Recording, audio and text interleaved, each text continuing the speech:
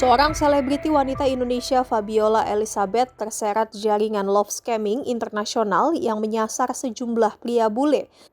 Fabiola pun kini sudah ditetapkan sebagai tersangka oleh Polda Jawa Tengah. Mantan istri Muhammad Reza Anugrah alias Reza Shmes itu diduga berperan sebagai umpan untuk menipu sejumlah pria yang mayoritas berasal dari Amerika Serikat atau AS. Di Muat Tribun Jateng, Direktur Reserse Siber Polda Jateng Kombes Pol Himawan Sutanto Saragih mengungkapkan bahwa seorang perempuan inisial F diduga memiliki peran penting dalam meyakinkan korban yang sudah menjalin komunikasi dengan para pelaku. Perempuan tersebut bertugas tampil dalam panggilan video ketika korban meminta bukti identitas orang yang selama ini berkomunikasi dengan mereka. Menurutnya, keberadaan model menjadi bagian penting dalam skema penipuan karena berfungsi memperkuat hubungan emosional yang telah dibangun sebelumnya oleh operator. Saat ditanya mengenai latar belakang perempuan tersebut, Himawan menyebut F merupakan sosok yang pernah dikenal publik. Himawan tidak menampik bahwa tersangka merupakan model dan mantan artis. Penyidik menjelaskan jaringan ini menggunakan metode penipuan yang dikenal sebagai pick butchering atau love scamming.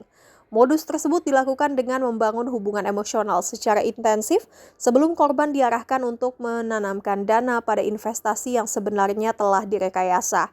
Target dicari melalui berbagai aplikasi kencan seperti Tinder, Puff, dan Bu, serta media sosial Facebook. Lokasi penipuan tersebut berada di Solo, Jawa Tengah.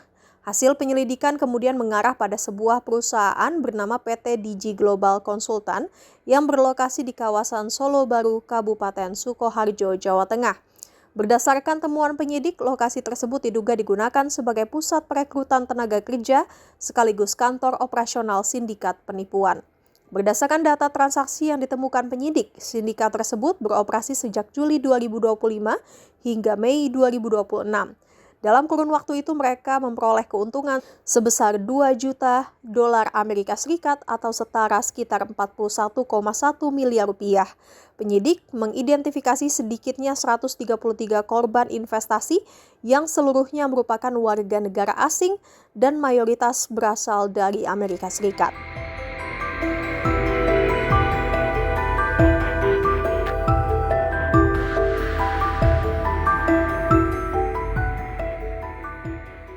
Siber melakukan patroli itu ada beberapa parameter yang kami pedomani, di mana dari hasil patroli siber kami temukan ada indikasi kegiatan penipuan online yang dilakukan di wilayah Solo.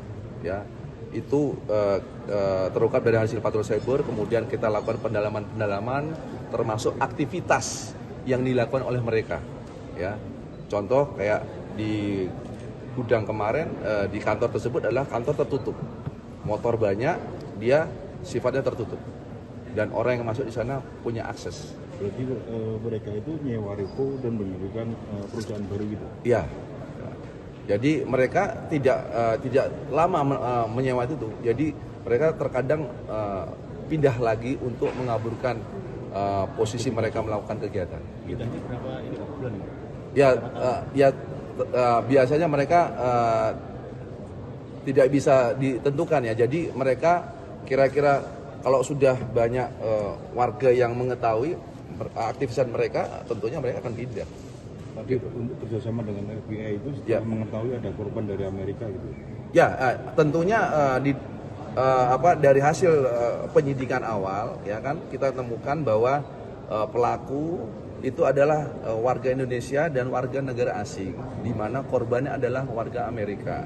Tentunya kami bekerja sama dan berkolaborasi dengan FBI, ya kan, dan tentunya dengan Barreskrim dan Hubinter untuk mendapatkan keterangan dari para korban tersebut.